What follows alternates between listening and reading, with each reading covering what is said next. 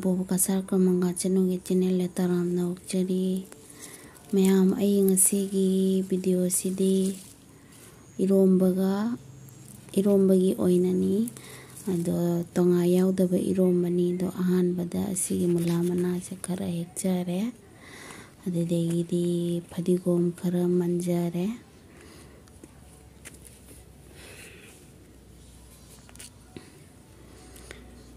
aigi video se matam khara di koire ado asum hapjage memory oina baina asum hapjage aina thambani do ai haji uri seme uri ga lu ga irong ge tawbani uri che maku sumaina side ki lothok pire adege alu su maku ko de cooker da hapchalani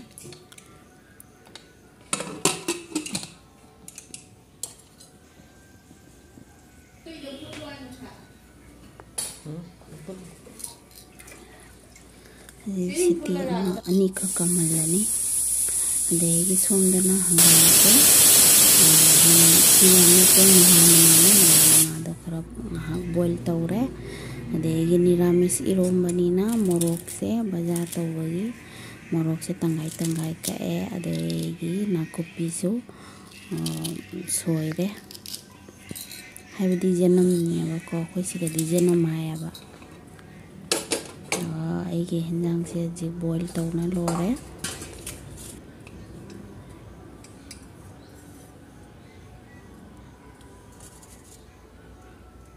yogagi sondana khang se sare thau khajik tawre janam sok tawrani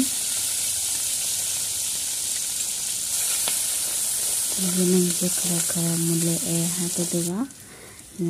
moro atik pasi aina sai tangai solbudo adusu kawo ngawurani hadi janam sumana sok tawadi niramis iromada hawbani aba na sumai tawna sok tawraga kanagumna moro akang basi chanini do moro akang watawraga sujai da idi moro atik poina lawre thum hapjare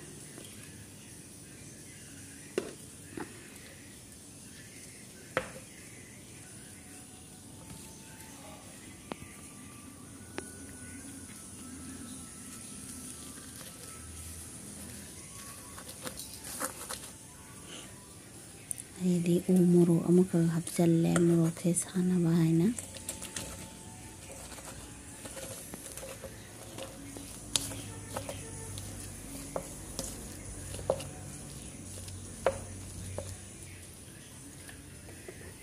ising mahi katang hapage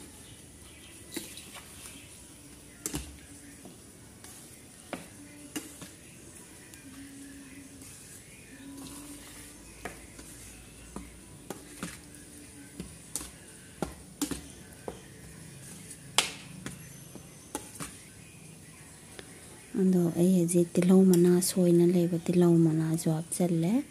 didi fadigom so hapchalle haji tin tham thagini na marang su kai dana khara yam na hapchalle naram tiram ni manam su nungsina ba haina habidi tonga yaudabni na uri da manam namgani ade sok taw kharasu ado maroi marang gi manam dana men hawbani aba do maroi marang su khara namna hape ado asini mayam aigi iromba se mayam niramis iromba hawbra hawtabra mayam khangde aidi yamna pamjei niramis iromba se sida leire mayam hawgadra haibira o